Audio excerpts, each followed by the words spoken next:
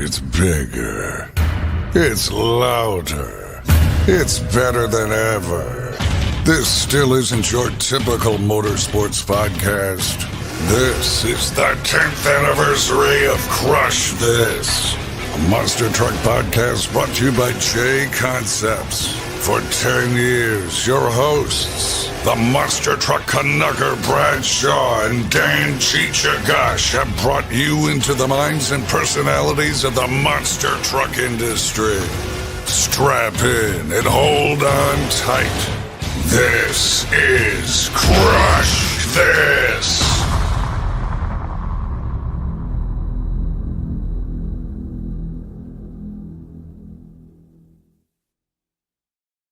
Hey, what's going on? Another episode of Crush This, a monster truck podcast. I tell you what, that was a pretty cool intro, not gonna lie. But we all decked out for 2025. Got my monster truck attitude stuff. Go check a look at that. We gotta give them thanks and props. Got the 2 championships, CTP, trying to do what they need to do, and got some background with the Black Widow and PA Mile Monster. Then we got Fred Schaefer's Barefoot back there. But, we got to thank our sponsors first. And one of our major sponsors, J Concepts. Thank you for what they have done. If you want, take a look.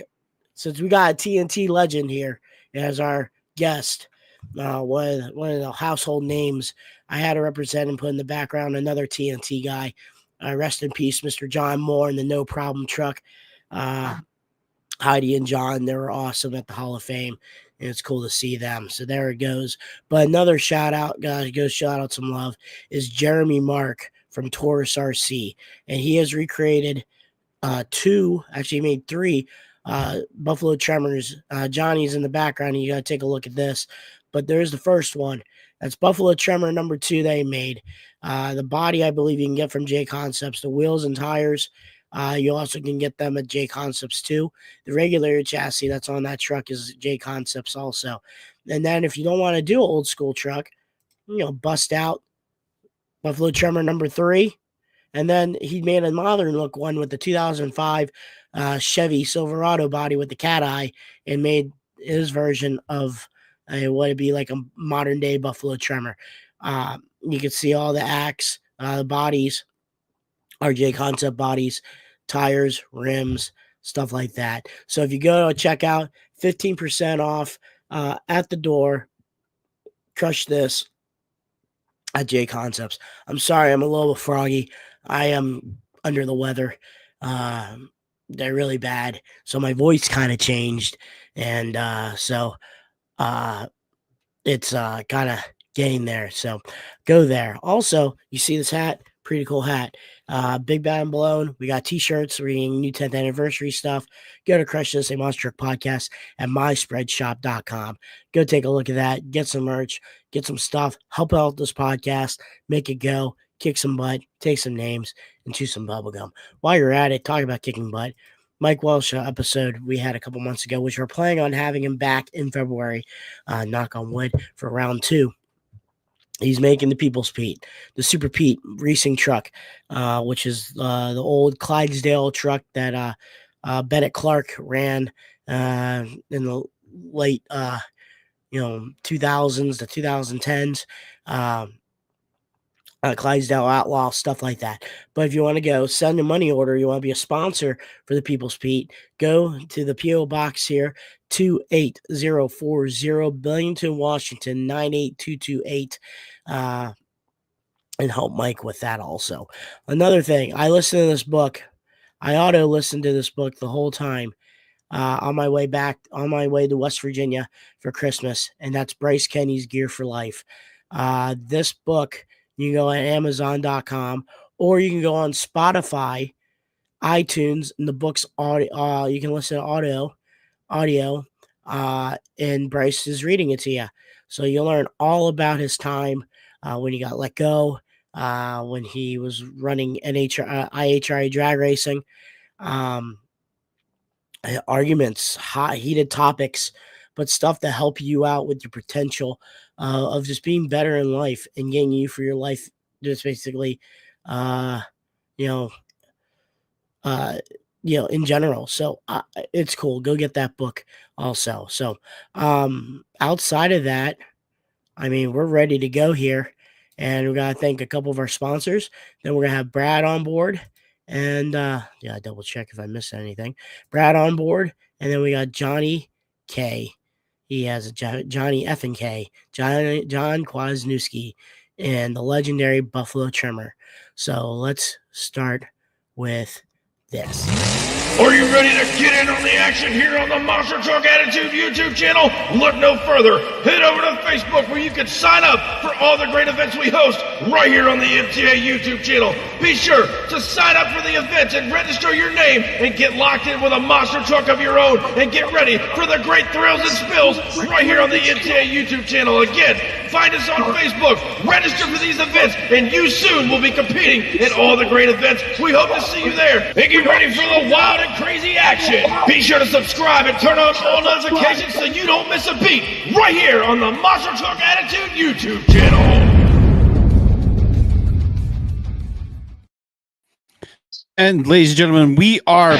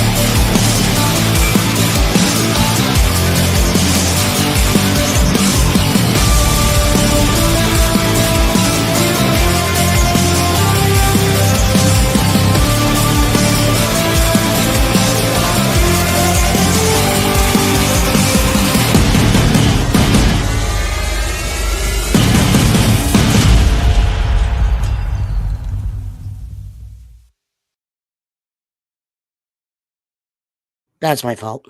okay. I didn't know that you were going to be spacing them out. What's going on, everybody? My name is Brad Shaw, the Monster Truck Conductor. You met my co-host Dan Gosh, and below us here is the one and only John Kwasniewski. Before we get into everything, guys, I got to announce something. I'm running it back, World Finals bound for 2025. I just got my tickets today, so I wanted to announce that. So, but enough about me. Johnny, how's it going tonight, man? Doing good. How are you doing? Not too bad. A mild, surprising night here in northern Alberta, Canada. We were talking beforehand, and it's colder where you are than it is here in Canada. That blows my mind. We're about 15 degrees. I got a foot and a half of snow here. I think Johnny lives higher than you, right? Yeah, he's down kind of more towards Ontario. I'm up, like, I think I'm more above like Idaho and Washington State, but like normally out here, like last year we were minus 50, minus 60 degrees, and that's in Fahrenheit and Celsius. When it gets that cold, it's the same temperature. But right now it's a balmy like 6-7 degrees Celsius, like 44 degrees Fahrenheit. So kind of surprising. Yeah, I'd take that any day. So that's warm. How's everything been going? I know last year was a big year for you. You know, the rebuild of Buffalo Trimmer 2. So many things going on. You know, how did last year go for you guys? It was an exciting year. Yeah, we did good. I mean, we brought the truck out. I mean, we had a lot of help from a lot of people, Vadders, especially Mike Vadders. I can't thank him enough for helping me out. Allison Turner helped me out. Even Bobby Robbins helped me out. A lot of people donated a lot of parts to the truck. And I mean, when we first came out, we broke a few things, but we're running the truck. This ain't a show truck. This ain't a trailer queen. So we all changed parts. We broke a couple spindles and knuckle, and we got all billet parts on there now. So we're ready to go. So everything is pretty much what you had the frame and everything like that for the truck. It's pretty much mostly all original, correct? The truck, yeah, pretty much the truck's all original. It's the frame, springs, axle housings, everything. That's pretty much the roll bar, the box. We did change the cab because I needed to do some work. I still have the cab, but the cab needed quite a bit of work. I can still rework it, need a floor, some rocker panel, stuff like that. And well, front clip, I went through a couple of front clips already, so just running the truck, we already smashed up some fenders, but we change them all the time. How hard is it to find, that model of truck? Because you see trucks of that era, they're all rusted apart, they're, run down. How hard is it to find, a clean shell to use for a project like that? Well, we found quite a bit of parts. We had a lot of parts donated. I mean, the most parts we go through is probably fenders, core supports. I had some donations from a lot of friends, and I mean, LKQ, stuff like that, the aftermarket parts for the fenders, they're out there, so it's not a big deal to change them. What was the pursuit of building the truck? Because we'll get to your which I freaking love your dragster, the poke out car. It's freaking sweet. I always saw I met you, hung out with you at New Philadelphia, Ohio. You raced there Yeah. anyway. But what got you involved and what led you to rebuild this truck for such a long gap between the last time you drove to now? What got you motivated to go back to the monster truck realm? Well, I always kept the truck. It was we owned a construction company back in the day, and we have a big yard, a big shop, which I still have. I have a rust proofing business, and that's what I use the shop for, plus a truck, the funny car, stuff like that. But I always had the truck in the yard, and it was always my dream to rebuild it one day. And my father kept telling me, just strap the truck, add aluminum frame, price aluminum's up, scrap it. I just couldn't do it. There's no way I could get rid of that truck. And when they had the reunion with Harper, I was with Mike Vatters, and he said he was going to use me to drive. And I just laughed, and I said, yeah, sure you are. And sure enough, he called me one day, and he said, I need you to drive. And I've been driving for Mike quite a bit. And he said, you got to rebuild the truck. I'm like, there's no way I can rebuild that truck. I just don't have the money to do it. I have the time. And he's like, I'll help you out with anything I can. And the truck would have never been done if it wasn't for Mike Vatters. And we rebuilt the whole thing. I went to his shop. I don't know how many times back and forth, but that was the whole point of doing it, was because of him. He has his truck yet, and he's going to rebuild his truck. He started already. And one day we're going to run against each other again. Mike Vatters has been, kind of at the forefront of, the restorations. You look at, he restored, Equalizer 1, Taurus 3. He helped you with your truck, and, now we're finding out he's rebuilding his original Black Stallion. What a lot of credit with him as with this kind of retro revival, and even with what Jeff Cook and the Hall of Fame has done. Do you think, do you think the whole retro thing, what do you think of it? Do you, especially with these newer fans coming up in the sport that never got to experience, what you guys did in the TNT days? Do you think this is a chance for them to finally see, hey, this is where we come from and this is where we're at, kind of thing? Well, that's the thing. I've done some shows with some new trucks, and it's like, if it wasn't for guys like us, you wouldn't be where you were at. And to me, I hope the fans aren't disappointed in when we run our trucks, the old school trucks, because you can't do what you can do with a new truck. I mean, I drive a new truck for Mike, and there's no way I could do what I do with my truck compared to what I do with Mike's truck. I mean, I hope they appreciate the old school way. It's just, that's the way it is. That you just can't do that stuff. But there's more and more people I see are starting to put their old trucks back together. I see Rambo's putting his truck back together and stuff. I hope someday we can all run with each other. That'd be pretty sweet. Oh yeah, don't forget Charlie Pauken. Him and his boy are putting together Excalibur too. So Yeah, right, exactly. that's pretty cool. But we're gonna go back and how you started. A lot of people is maybe want to know how you got in the monster trucks. Was it by accident? Was it a lot of guys that started saw Bigfoot at a show and they said they want to do that? So what got you to start building your first monster truck, which was this one, but you did something a little bit different than most people. You ran a diesel engine first before you went to a gas powered engine.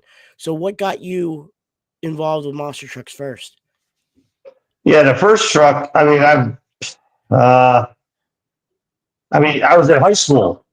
We were all off roading. I had a Chevy pickup truck, all lifted, big tires. All my friends did. We went to the mud races. We did all that stuff, and uh, I was building a truck. That truck should have never happened. It was. I was going to build a truck with 48s and put it on the street. Have the biggest off road, biggest street legal truck on the road. And I was what happened was the armory in Buffalo had burned down. They had all the 5-ton trucks were in there. My father knew the guy that was doing demolition on the truck, because he owned a construction company at that time too. And he's like, we went to see the armory, and he's like, any parts you need. And he knew where the fire didn't burn, but they had to scrap everything. And I got the 5-ton axles and transfer cases, everything out of that armory that I could put on a truck. We had a one-time deal, get in, get out, and that was it. And I started to order some parts and some seals and some other stuff. And I talked to Mark Boyce. He's like, you got to build a monster truck. I'm like, I can't. He's like, you got to build a monster truck. There's no monster trucks in New York State. You'll be the first one in New York State with a monster truck.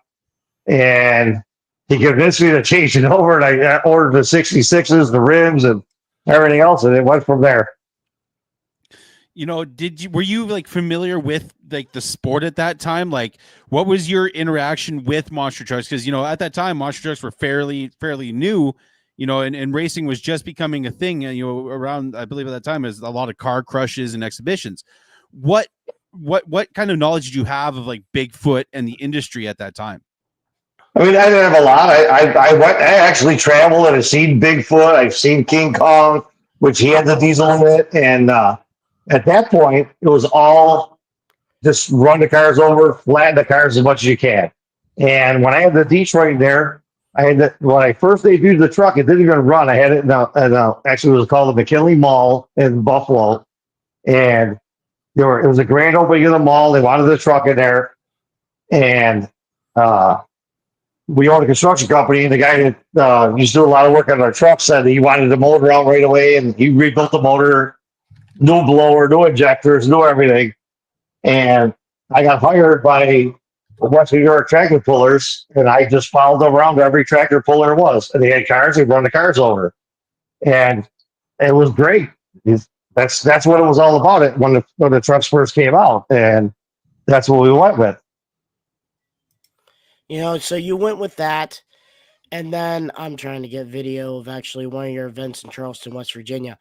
But how did you get connected with TNT Motorsports? Dennis Anderson talked about how he got connected with TNT because of World of Wheels, and I'm guessing because of the Tractor Pulling Association. I know TNT had a lot of dealing with NTPA and stuff like that, but how did you get your connection with the TNT Motorsports? To tell you the truth, I don't even remember that part. I believe it was with the tractor pullers, but as soon as I put the blown alcohol motor in the truck, and that I was with TNT from the beginning to the end. Here's a video of you from Charleston, West Virginia. Yeah, I'm using YouTube right now, but we'll be okay with that. So, actually, a longtime fan, which is pretty cool with this comment here. So, Cody Saucier right now one of the best monster truck drivers in the world. Yes, he is. And stuff like that. He said, longtime fan. Curious to know if you were one of the first in TNT with a blown alcohol injected motor.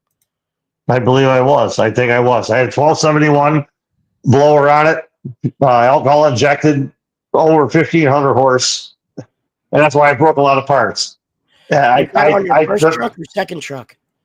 Second truck. After I got rid of the blower, or I mean, not the blower. After I got rid of the diesel, we went out with a full blown 20 car motor. I did a car show up in Canada.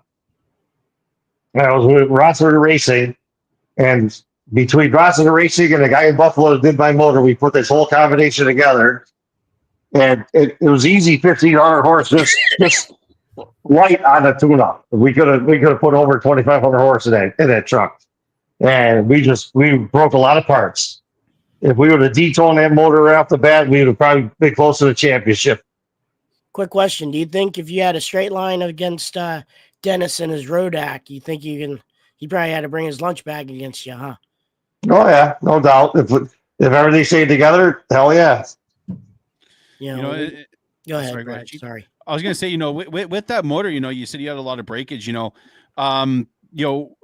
was that like when you came out with that motor? Because TNT, there was, I remember when Bigfoot 8 came out, and there was such a big hubbub. When you came out with that motor, and being one of the first, what did the other competitors think of it? Did they think, man, you're stinking crazy? Like what the hell are you doing? Oh yeah, a little bit. That was a thought at first, but that's where it was going to. And I mean, the problem was that at that point there was no transmissions that were holding together. That's where the fault was. If we had a transmission that were held together, I mean, you always have some driveline issues, stuff like that. But for the most part, I mean, that was the way to go. And you see what happened after that. So let's go from the transfer from you had the brown and gold number one. With the diesel, yeah. Yeah, with the diesel. But then you so you ran the 88 season at some shows, but it wasn't a full kind of season. This time in 89, there were new trucks like Gravedigger 2, Carolina Crusher 2. Clydesdale was coming out with a newer truck. So what got you going to get ready to build? Now you rebuild it, but your famous Buffalo Tremor 2 truck, because a lot of people, like No Problem that's behind me, the RC version, but John Moore's version, there were so many trucks going from Gen 1 to now Gen 2 to pretty much keep up with Bigfoot, because all your guys' equipment, if Bigfoot was there with its leaf spring trucks, you could run against him and beat him. But you had the potential. Let's say you had the equipment to do so. Just knock on wood. Hopefully the equipment, like the transmission you said and everything like that. But you had trucks getting ready for the next step. What do you remember? What got you to go, okay, I need to upgrade my team, and got you committed to run full time with TNT? Well, in the beginning, like I said, with the tractor pullers and everything, we had the diesel. There was a steel frame, double steel frame, as a matter of fact, tractor trailers. It was the weight of the truck to crush the cars out and everything. So in the numbers of trucks, I never changed from Buffalo Tremor to Buffalo Tremor 2 to Buffalo Tremor 3 to 4. So there's a little mishap in the numbers, but we had ended up putting the alcohol motor in the steel frame truck. And that's where I think, because the truck was so heavy, and we broke a lot of parts, mostly transmission, some driveline stuff. And that's when I started with TNT, and it seemed to be we were going to go full time. They wanted me to go full time. We ended up changing it, and we had to lighten the truck up just to save the parts. So we went aluminum frame, still steel body. That was before the nitro shocks and all that came out. But just by changing it over to the truck that I have now with the aluminum frame and everything was a big difference. Just by changing the weight, changing the tires, stuff like that. And that made the truck really competitive. We're gonna talk, and also I got a fan question from Instagram. Josh Doomslayer also wanted to know, how did the name Buffalo Tremor came? I don't know. We were all just sitting around thinking something about Buffalo because the truck's so Buffalo, and it's so big and loud and ground pounding, and we thought about earthquake, a tremor, and just became Buffalo Tremor. They're just sitting around trying to think of a name, and that it just came up. We have another driver in here, Brandon Johnson, BJ Johnson. He says, one of my favorites as a kid, big fan. I think he was smart going with the aluminum frame. One of the first to know that weight is speed. When you came out with that aluminum frame, was it the symbol? Did the other competitors have a similar kind of like, what are you doing? Like, you have this big ass, nasty ass motor. Now you're going with a lighter frame. What did people think about that combination at that time? I think at that whole point in time is everyone is trying to figure out a new combination of how to go faster, not break parts, and it's crazy because every truck was different. No one followed a certain chassis pattern, and I mean, like today, everyone's got the same chassis. Like we were experimenting back then, so nobody knew what to say. They looked at it and maybe it'll work, maybe it won't work. It was just crazy time. That must have been just like, I wish I was able to be around in that era. Like I was born in 1991, but I wish I was able to be born years early just to experience like that era of the sport. Because like growing up, my parents would always rent me the videotapes of, the old school stuff. And I love it still to this day, and then, there was you mentioned the chassis. There were so many people trying different things. You look at Equalizer, what Gary Cook and them built. What did you think of Equalizer when that truck came out on the scene? Was it like, what are you guys doing? Like that was a total game changer there. I mean, when you look at that and it's like, does it work? Does it not work? And everyone was paying attention, and everybody had a different theory. No one was all on the same page. We were all on the same page in a way, but we weren't. Everyone's, there was no standard chassis to run and everything the way it is today. But we were all trying to win. We were all trying to do something different, lighter, faster, and it just changed the way everything happened with monster trucks, I think. We're going to backtrack a little bit to one year. I think the highlight win of the 89 season, or for me watching you in TNT, was 1989 Fishersville, Virginia, finals against Thunder Chicken. Yep. We had a matchup with him. Oh, by the way, where is he at? Look at that. So I had hair. But we're going to play that. So can you remember, you beat David Morrison, Equalizer. He was running the table in 89. And, yep. This final is going down between you and Kid Eric. I mean, this race was a long track. 12 cars in the first and 12 cars in the back. And you were one of the first ones I know that wore a full face mask. Not a lot of people did that. They wore motocross or open face masks. Do you recollect this day and everything was going good for you parts wise? Was there any trouble for you in this race? Because it seemed like you were on kill that day. Well, there's a whole backstory to that race that nobody knows. I mean, some people do. When we were loading up to go to Fisherville, the truck wasn't in the trailer yet. It was later in the evening. Fired up the truck to put in the trailer. Went in reverse, had no drive. So we swapped transmissions. The other transmission that had drive had no reverse. At this time, it was probably about 10 or 11 o'clock at night. I call my tranny guy, and it comes right down. He says, pull the trannies out, give me a clear bench. We're going to make one work. He tore both transmissions apart, put one together, reverse worked, drive worked. We put it in the trailer, and we went to Fisherville and won the whole thing.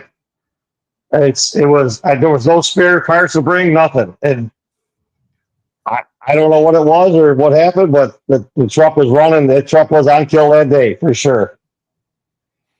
You got the flag and everything. Yeah. How was that getting the flag? Was that for you back then? Was that like outside of winning the event? Obviously, if you win, you get the flag. But I heard stories like David Morris really didn't like getting the flag back because when he had the flag, something happened and he would lose. Did you believe in the myth of the flag? No, not at all. I mean, I was just happy to grab it, and it was an incredible day. I mean, it was one of my best races I ever had. It was great. One thing that always intrigues me about that era is like the camaraderie between you guys, because there was so many different rivalries played out on television. The Bigfoots and USA ones and all these guys. And how was the camaraderie between you guys in that era? Because you guys, at the time, did you guys know what you guys had started and what you think it was going to become to today? I don't think anybody knew when we started. I definitely didn't know that, but the camaraderie was. I mean, if somebody needed something off my truck, I gave it to them. If I needed something from somebody else's truck, they gave it to me. We stuck together. We were tight. That whole group, no matter what.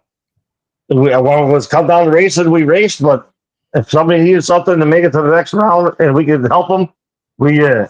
It's nothing like today.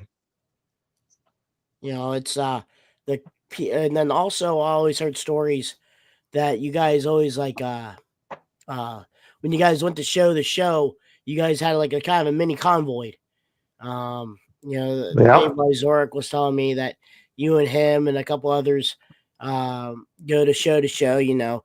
Gary and Dennis and Gary Wiggins would all whole truck over. Seemed like the only trucks that didn't do that was USA One and Bigfoot. They normally go back to their shop, or USA One did. I don't know about Bigfoot, but right. Still, that still was pretty cool hearing the stories of you guys trucking down the road together. Oh yeah, I was with John Moore and Nick Rossi and other guys. We always truck together. I mean, he was from New Jersey. I'm in Buffalo. We always go if we're heading west or down south or wherever. We'd always hook up together, and it was nice traveling together. You always, anything happened, everyone was there for each other, and it worked out good. I ran back to my shop quite a bit though, because I had a construction company at the time, and I was still working, full time running a show and trying to run the shop, but we did what we could. 19. Then you go, from 1989 to 1990, and that was such a different year for the industry. Bigfoot comes out with Bigfoot 8, but revolutionizes the sport. Eventually gets banned. Scott Stevens was kind of the major driving force behind the ban. But what do you remember about that, 1990 season and, Bigfoot coming out with Bigfoot 8? Like what was the kind of hubbub between all you guys around that time? Guy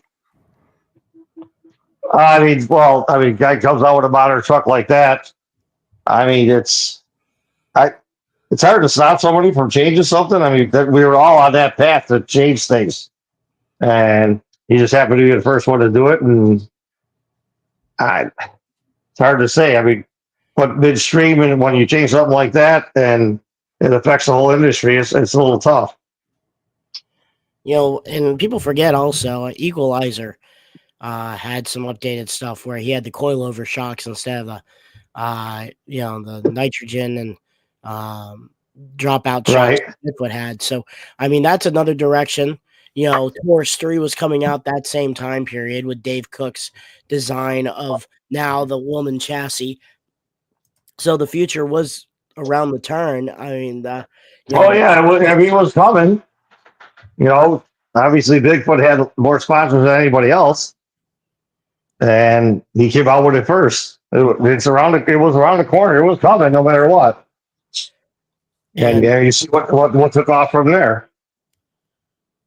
So we go to, I have another video, which I probably want you to pick your brain in, was the 1991 Roanoke event where you had a pretty decent wreck against John Pilot and Bigfoot. I was just wondering, was that the turning point on for you to build your coilover racing truck? Well, when that happened, the truck was already on the frame jig. The truck was probably about 3/4 built already when that happened. So we were already way ahead, and we were changing in the process. But after that rollover or whatever you want to call it, the truck never ran better than that. We went on to I think Philadelphia Spectrum and stuff like that, and the truck ran great. I don't know why or what happened, but I think that after that that was the best truck I ever ran. You really knocked the bugs out of it. Maybe that's what it was. I think that's what I did. So, I mean, you guys are all heading that direction. I mean, I know for the future, Dennis was building number 3. Caroline Crusher came out the end of the year. Scott Stevens was building a brand new truck. Rick Rossi's Outlaw was coming out. You were getting ready. So you guys were actually all getting ready and prepared for if there was a 1981, 1992 TNT series. If TNT didn't sell to United States Hot Rod, there was a lot of trucks where they would have been up was going on. So if the buyout didn't happen, do you believe that the third truck, which would have been this one, probably would have came out around 91? Yeah, I believe so. So you were already on the bench on the work of building a truck. Oh yeah, yeah, probably in 1990. I think that was on the bench already. So if I remember right. With this truck, though, what design or ideas did you try to come up with? Obviously, the popular front engine design because of the way it is. But the thing is this chassis is still around today. Because I don't know if it's I think it's now chilling. But the last thing I remember was Calvin Carrington's truck for the longest time, and then I think Rob French had it. So, what if you pick your brain here about this chassis, because the longevity of this thing ran for almost 20 plus years. Right. I mean, I guess I built it right. Truck ran great. That was a nice truck. It ran good. That was at the point of, the motor was pushed back further into towards the firewall and try to get it a little better center of balance. But that was the point of almost going to the rear engine right there. Did you take the same motor that was in number 2 and put it in this truck as well? Yes. You had a combination at that point. Yeah, that was a perfect combination of motors for any transfer case. Now, so let's go back when you first tested that truck. Obviously, okay, never mind. It last ran as American Guardian, then it was used to build the second truck. Rick Rabb told me himself. Okay, then I guess, I guess it was under the American Guardian lineage.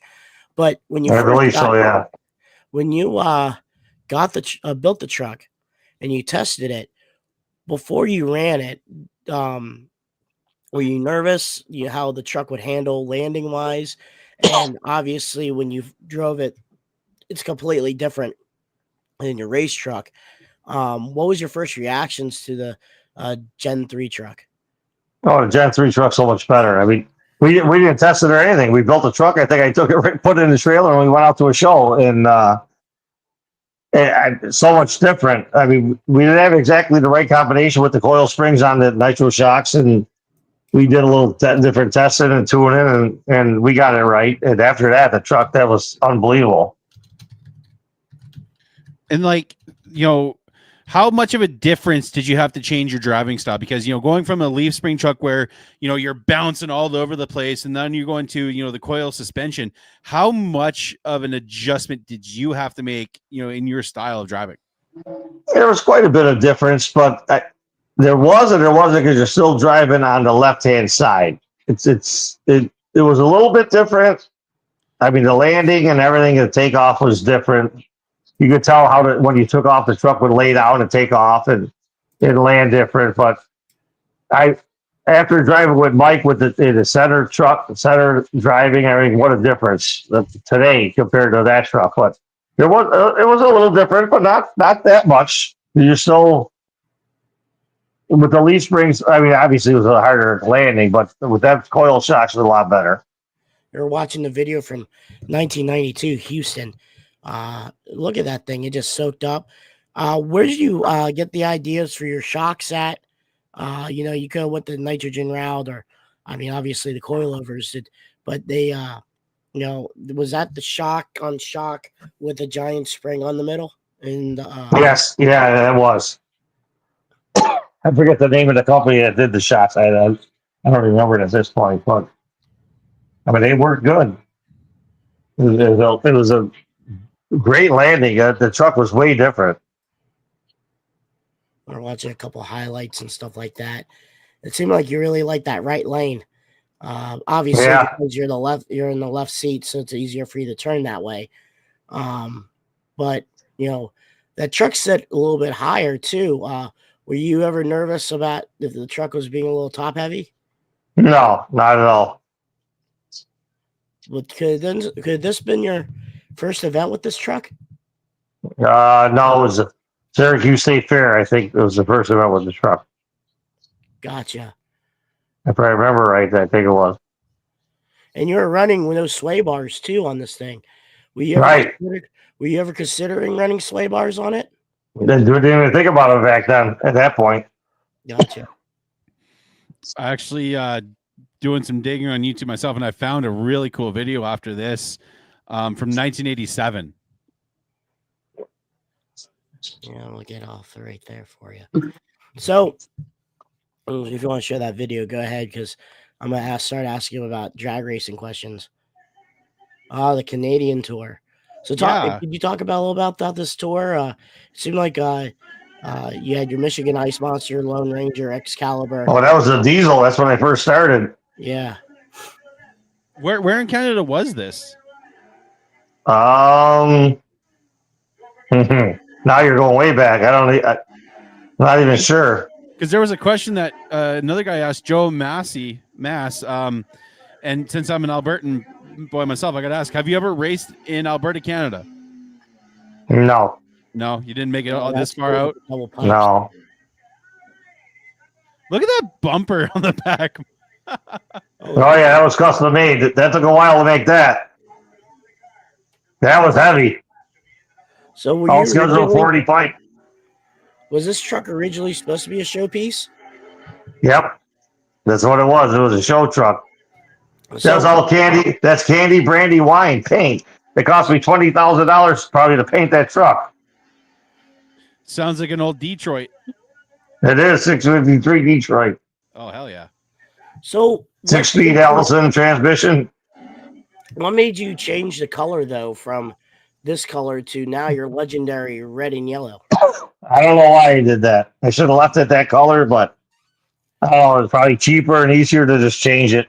You can't smash the truck up all the time, keep painting it that candy color, you know? So you knew which direction you were going in the monster truck race. Oh yeah, we know we're going in the racing direction. So the easier the color, probably red's a hell of a lot cheaper than that. Oh yeah, anything's cheaper than candy. Yeah. So you sold your truck in 93, 94 to Calvin. Became Wildfire. Right. And then I believe this was a project vehicle of yours. That's my streetcar. I still got that. And then how did you get this badass ride? Actually, I actually have it altered before that, and we switched over to Star Racing Funny Car. My father's a drag racer, that's why. So, when did you start focusing on drag racing after you sold your monster truck? No, I don't know. Probably, I forget what year I started. The monster truck was sitting there in the backyard, and there was no There was nothing going on to get the truck redone, but I know I wanted to do it. And I don't know, I just got a bug and wanted to do some drag racing. And I actually bought an old chassis, chrome moly chassis for an altered. We started racing that, and then I joined a funny car group. We started racing the funny car. So that's where we're at now. Actually, my spare motor for my funny cars in my monster truck right now. I was about to say, I think that's your brother in the background of this photo. My crew chief, probably Chris. Yeah, Chris. Yeah. You mentioned, a few altered, and I'm a huge drag racing nerd myself. Like, I grew up in the era of John Force dominating everything and anything. Oh yeah. And I've done a lot of research watching the few altered, like Pure Hell, the Winged Express, Nanook, and all those guys. How was it driving one of those things? Because you got to have a huge set on you to drive one of those death traps. Oh, that's wild. That the adrenaline you get from that is, there's no monster truck can do that. When you go 210, 220, you know it. What's the fastest you went with this car? I think 210. Yeah, that's awesome. So, the nostalgia funny car stuff. How did you so that was the funny car club or the drag racing club? Great Lakes nostalgia funny cars. I was actually at a race with my altered, and that group was there running the funny cars.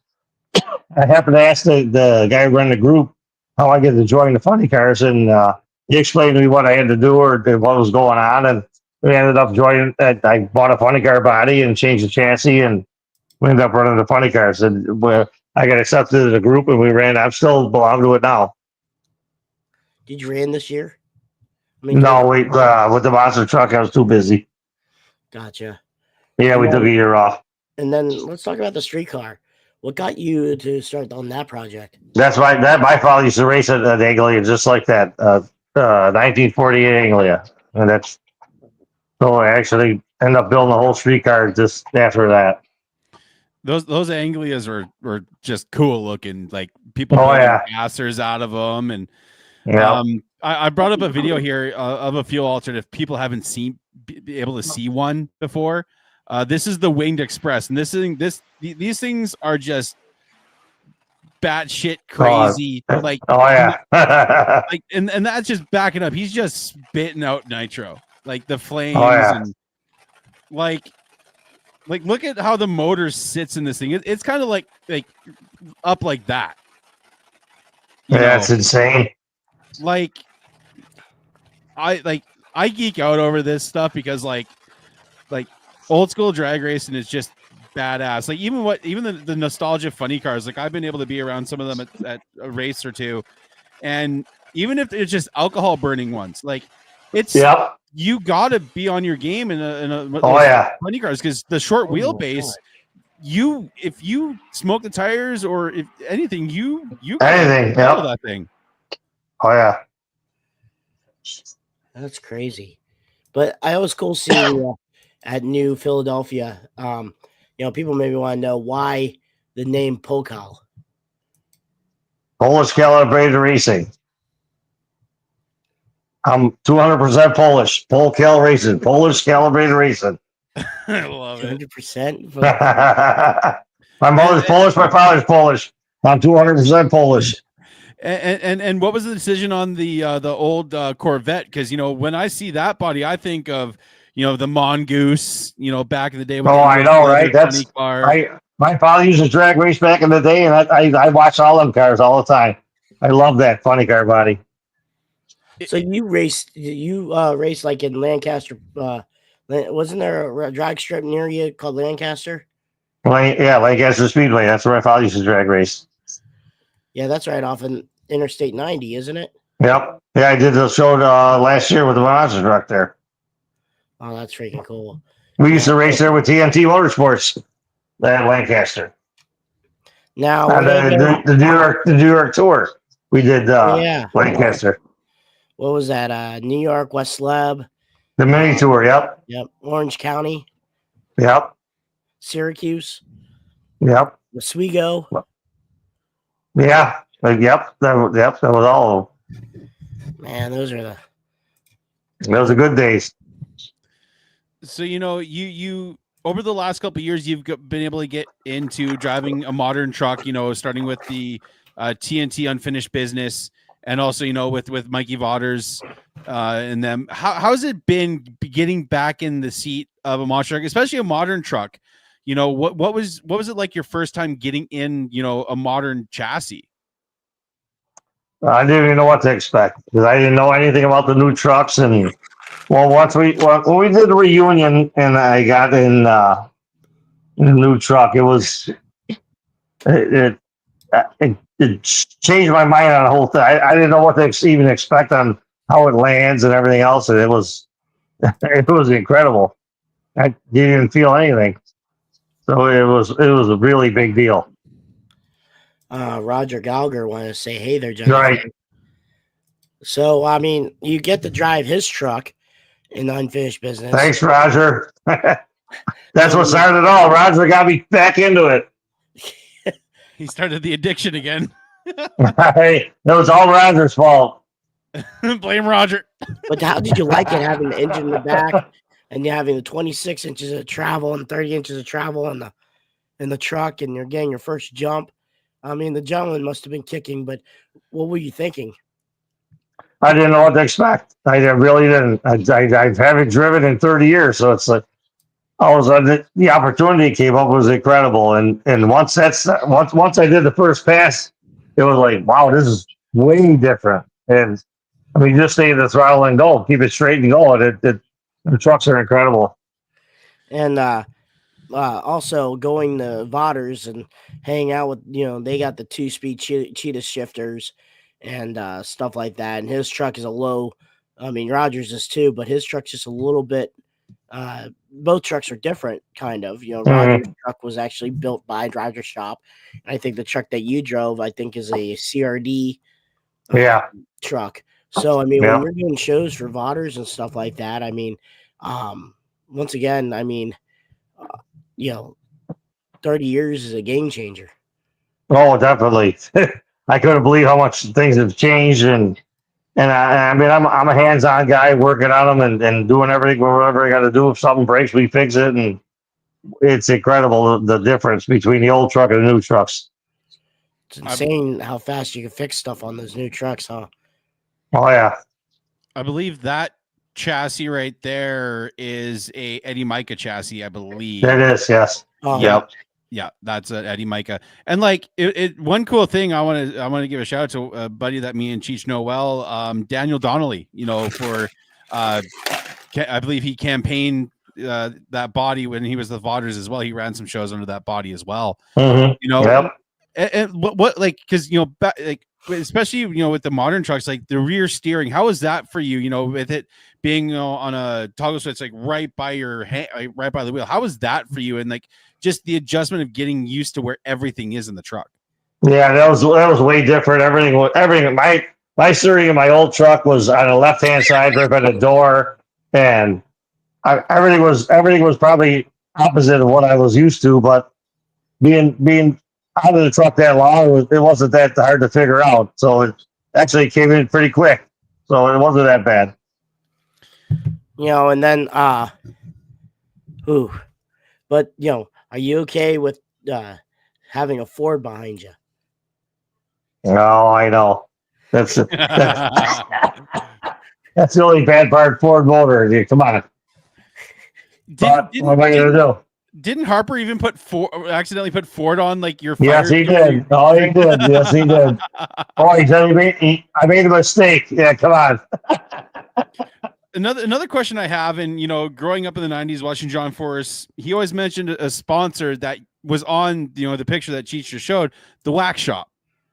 What was the Wax Shop? That's always something that's intrigued me ever since I was a little kid. What was that? It was all polishes and where is that? Anything all your waxes. It was on. Yeah, they sponsored us. I think they sponsored quite a few trucks. Anything for detailing, cleaning, and waxing, they give us everything. Okay, because like I'd always remember John Forrest, like I would think the Wax Shop, Dornan, and whoever. I'm like, I've always wanted to know what that was, and now I know. Yeah, they sponsored us. They were detailing, waxing, and cleaning, and we had it all. So beyond the line racing, wanted to know what is scarier to drive, a monster truck or a dragster? I think a dragster is. Yeah, funny cars a little bit. Uh, and when you're going 200 miles an hour and in a quarter mile, and things happen fast, you got to react fast. And the monster truck, it, they're both cars are safe no matter what, but you look at the mile per hour, there's a little difference, and if shit gets real, funny car is going to get real. Another question, our good longtime listener, Kirk Nagy. He says, as someone who raced against them, who from the TNT series were you most excited to race against? Who did you love lining up against? USA won. Why is that? Because They always beat them. he was like what the top. He was the Chevy back. He was the top dog, and for some reason, I always, no matter what, I could beat him. I don't know why or what, but I did. That's pretty cool. And were you always a GMC guy too? Because most of your trucks were GMC. Yeah, my personal truck I drive right out today is a GMC. So back then, my dad was back in the day when he drag race street, pinks and stuff. He rooted for. He had a GTO Judd. He was a Pontiac guy, and when you talk about, hey, you got a GM, people that had Pontiacs got upset because they want to let you know that theirs was different than a Chevy. And oh yeah, back in the Pontiacs are different. The monster back then, you had Chevy, GMC, Ford, but there's a lot more. There was more Chevys than GMCs. Everybody had a Chevy. That's why I wanted the GMC. Gotcha. And you had Gary Wiggins with the Mopar Magic rocking the Dodge Cab. But does your alcohol car is that a Hemi or a big block Chevy? Big block Chevy. He's got a KB Olds. Actually, right now he's got a KB Olds 526 low deck all injected motor in it. So we got KB Olds block, Backman heads, 1471 blower on it, about 2,500 horse. You ever like the Hemi or anything like that? Yeah, they're a lot more fussy. I don't have the money for a Hemi. What kind of power are you pushing in the rebuilt Buffalo Tremor 2? What kind of power is pushing in that? Probably about 1,200, 1,300 horse. And you can probably turn it up if you ever wanted to. Oh, we have to. Oh, yeah, we could. There's no doubt about it. So, guys, remember, if you're lining up against Johnny K and if you're in a retro race, you never know what kind of power he's going to push in that thing. We can always make a change. Yeah, your gas power 460 ain't going to do nothing against the Tremor. Have you ever picked your mind with Mike or anything like that of maybe building a new modern day truck, or you like what you're having with Mike? No, it's always in my mind about the new truck. So you never know what's going to happen. Man, that'd be cool. Yeah, it's out there. Speaking of which, did you know that Dennis got back in straight line racing last weekend, and I think for Tucson, Arizona. Oh yeah, and he won the racing competition. Really? Yeah, the old man still got it. Well, I bet. That'd be kind of neat seeing you two line up with the new truck against him and King Sling. Oh, I'd love it. But hey, you always got to remember, and this is my favorite comment so far, Johnny K is always trouble. So where can people follow you at? I'm just on Facebook. I'm not a lot of stuff, but man, Johnny, thank you for being on. I may try to get you back on one time I'll do a roundtable meeting, and this year I think I'm going to do TNT. All right. Have you on, maybe David Morris, in the works of getting another one. So someone wants to know if you still have the wig from Raleigh. Yep, He still has the wig. I got it. But man, thank you for being on. It was awesome. Finally got you. This has been like a 3-year I know. deal. But understand his job. I work at an airport, man, so it's busy in the winter. Yeah, especially getting all that snow and stuff like that. Have they ever think about doing heated runways? Never. Never. 2 miles long. You ain't gonna heat a 2-mile long runway, that's for sure. Oh, dang it. Well, I mean, it's cool to hopefully my last question before we let you go. What's going on for 2025? Are you going back to the funny car? Are you gonna do some events for Mike? No, we want a monster truck. We're gonna do a monster truck, so we're gonna concentrate on the truck. We gotta go. Sorry, we got a couple races with the car, but we're gonna do it a try. I'm gonna concentrate on the truck from now on. Oh man, that's so cool. Are you bringing back to the Hall of Fame, or maybe have it on display at the Hall? Yeah, I think I might leave it this winter coming up. We might leave it there for the winter. Maybe that way I'll build my new one. Yeah, and it's a good storage unit. We're using it right now for a monster tank, and it's probably popular, so it's a smart move. We'll use that for storage and build a new one, or how's that? Yeah, buddy. You know, and it'd be pretty cool for you to line up against Alan Pizzo too. Classic truck. Oh, that would be. Oh my God, that would be something. But man, once again, thank you for being on. It's freaking sweet to have you on finally, and we started off with 2025 with a bang. I appreciate it, man. Sorry it took so long, but I'm glad that we finally did it. Like you said, it's like the candy paint job, like that wine. It's a fine wine. Longer it ages. Fine wine. There you go. We'll do it again for sure. Don't worry about that. Oh, that'd be sweet. Well, thank you, Johnny, and we'll let you go here, and we'll just close up from then on. So, thank you for being on, and thanks, Johnny. see you down the road. And I appreciate it, man. We got to hook up again for sure. All right, take care. All right, take care. Thank you. Thank you. Thanks, Johnny. Bye. Man, what a chat. That was fun, cool. Man. That was I love that. That was cool. If you guys are watching right now, please screenshot this, tag me, Brad, Johnny K's on Facebook, and also this will be on audio here on iTunes and Spotify. Next week we have another guest, but it's a recording. Yep. So if you see me like this again in my voice, it's because we did it today. Yep. So as soon as we hop off here, we are recording another one. Yeah, so it's gonna be next week. We're having Mark Schrader from Devastator, the voice of Speed, Cattywampus, and you know, right now his highlight is riding along with Dennis Anderson and King Sling and rolling it over. But you know, it is what it is. It's a good time. We're gonna do this recording episode and put it on tomorrow, next week for the 21st. And then we're going to have the week after that another break for me and Brad because we're going to have Mark Warner on.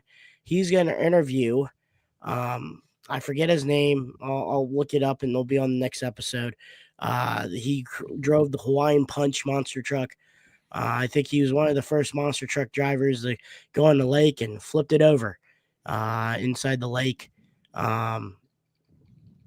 I will be with you guys. So if you watch next week's episode, we'll let you know. The Kleindiff Crusher, I think. But Mark's going to do his legendary, his back from popular demand on his one episode with Ken Crum of the Wild Thing and those trucks.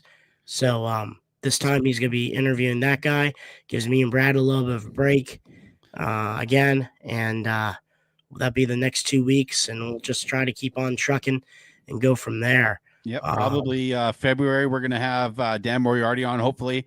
Brian Cardiff. Yeah, Cardiff. I just searched that up. There's 2 different names, but definitely, and I'm working with somebody, to get a special intro for the Dan Moriarty episode. It's going to be a total throwback. Hopefully everything works.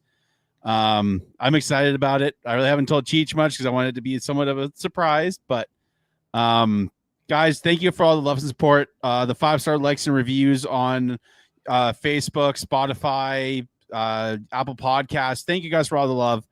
We're hitting it hard, like we said last week. We have a lot of cool stuff in planned, and it's going to be awesome. Dan, where can people follow you social media wise, man? All right, I'll be real here. Dan Cheech Agosh on Facebook. Dan MT _Dan Agosh 10 on Instagram. Dan Agosh, not 10. If you type 10, you gain nothing. MT _Dan Agosh 28 on Instagram. TikTok, Dan Agosh 10. That's as of right now it. Crush This is on Facebook, Instagram, TikTok, YouTube.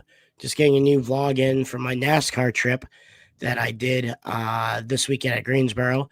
Gonna make another vlog going to the national championship football game Monday at Atlanta, Georgia, bringing in the football Raymondnator for a display. Gonna check that out, see some cool stuff and whatnot. Be kind of a cool adventure and go from there. So gonna do some vlogging again and get ready for that. But Brad, how about you? You can follow me at the only Monster Truck Canucker. Check out Bradshaw Designs. My next event will be end of February, beginning of March in Edmonton, Alberta, for the Ram Motorsport Spectacular. Bill Payne's a part of, the Crude Behavior Boys, and I'll be making another appearance at the Monster Jam World Finals in Salt Lake City, Utah. Excited about it. I know the format is, people have been talking about it. This is all I'm going to say on that. I don't care whatever format it is. It's Monster Trucks. I love it. It makes me happy. That's how I'm going. I hear you. And also, if anyone's curious about Hall Brothers, they will be at Baltimore, Maryland this weekend. Let's see here. We got a question here for you, Brad. Did you ever see the original Superfoot? No, I did not. Chris Durrell and them are based out of Quebec, and I am very far from Quebec. I am in Grand Prairie, Alberta, Canada. If you want to search where I live, it's fine. We don't get a lot of action up here for shows, but I will say this: Grand Prairie, Alberta is the only city that Monster Truck Throwdown has ever done any arena or anything of some sort, a hockey arena. I live where they've done it, so I can claim that I've been to every Monster Truck Throwdown. What was the first Monster Truck you saw in person? First Monster Truck I saw got the touch. I mean, like touch. I don't know, but the very first show I ever went to was a show here at the horse racing track. I'm talking about show. I'm talking about like a Monster Truck in general. I want to say it was like a display, a farm show, a fair. It was the Bigfoot Cyclone body. I don't know what chassis it was. It was with Keith Sturgeon. It was out of Mudball. 10? It might have been 10. I don't know. It was so long ago, but that's what made me love that body and that paint design. Exactly, because I was very underrated. Steve, you need to get Brad a Bigfoot Cyclone body truck. I know it's a bad boy, but I love that body. I love that F-150 of that time. It's the same one that ran the Ford 100th anniversary thing that they did the show with Monster Jam. Yeah.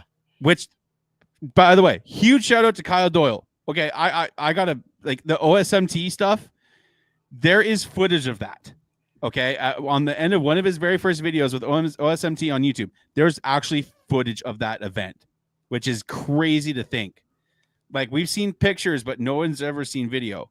But that was one of the very first monster trucks I ever touched. And, being Bigfoot, like, he says, I'll work on it. But yeah, that was the very first thing. Also, before we go, I was talking to some friends earlier on a Discord call, and I'm like, hey, what is the weirdest piece of monster truck? Oh, I've been to shows I've been to one of my first Monster Jam shows was 2011 in Edmonton. So, but I was talking to my friend, like, what kind of weird old merch do you have, or like collectibles? This is what I showed them.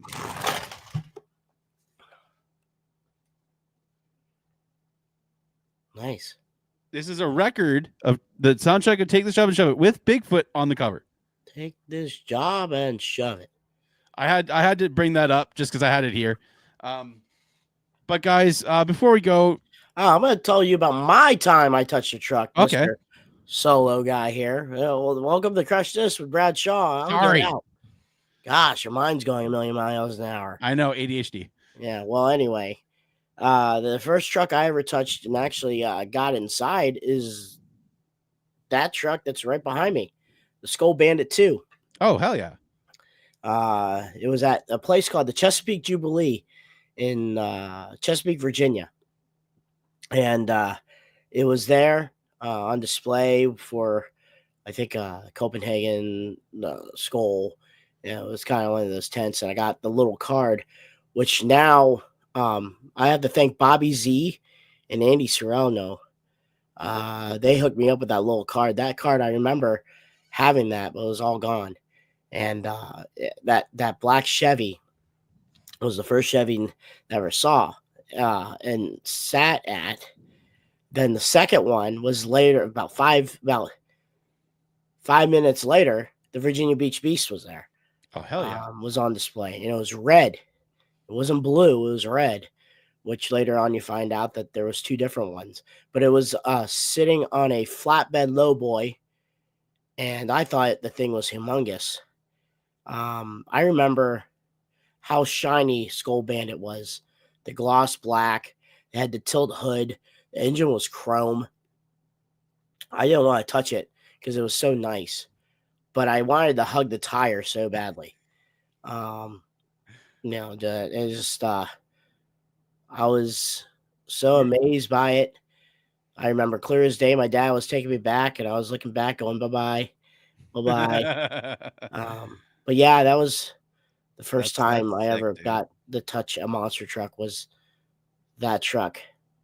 And that's sick that you have the poster of it, and that is dope, dude. Like that's like, man, those moments are so special. Like I remember hearing Bigfoot fire up at that mud bog for the first time, and just a wave of emotion hit me because like I'd only been to one show before that, and I'm trying to remember. It had, I think, the Terry Woodcock Austin 316 truck, the Shawn Michaels truck at the time.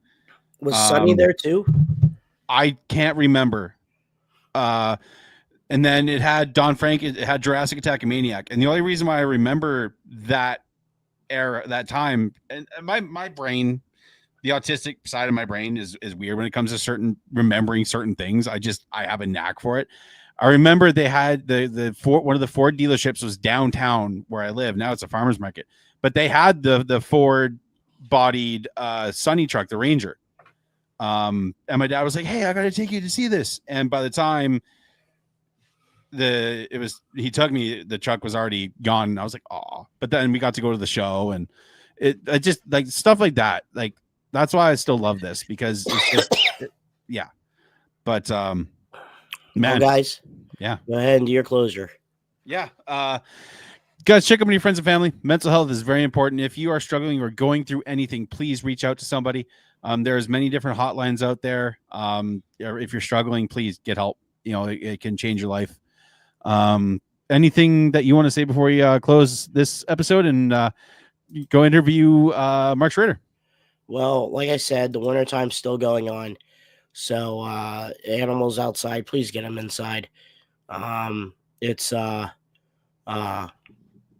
still cold. So they still need some warmth, and bring them outside. If not, be the person, stand up and put a warm jacket on, a blanket, and hang out with them outside then. Yep. And if you don't want to, do that, put some warmth, get some going on. But, if you can, try to help them out and bring them inside for a little bit. But that's what I'm going to do. And I would love to help out people who needs it anyway. So, like I said, next week is going to be a recorded episode that we're doing today. So, we're going to hop onto another studio and get ready to go. But once again, I'm Dan T. Jagosh. My name is Bradley, the Monster Truck Knucker Shaw, and this has been Crush This, a Monster Truck podcast. Keep the rubber side down and the shiny side up, everybody. Peace.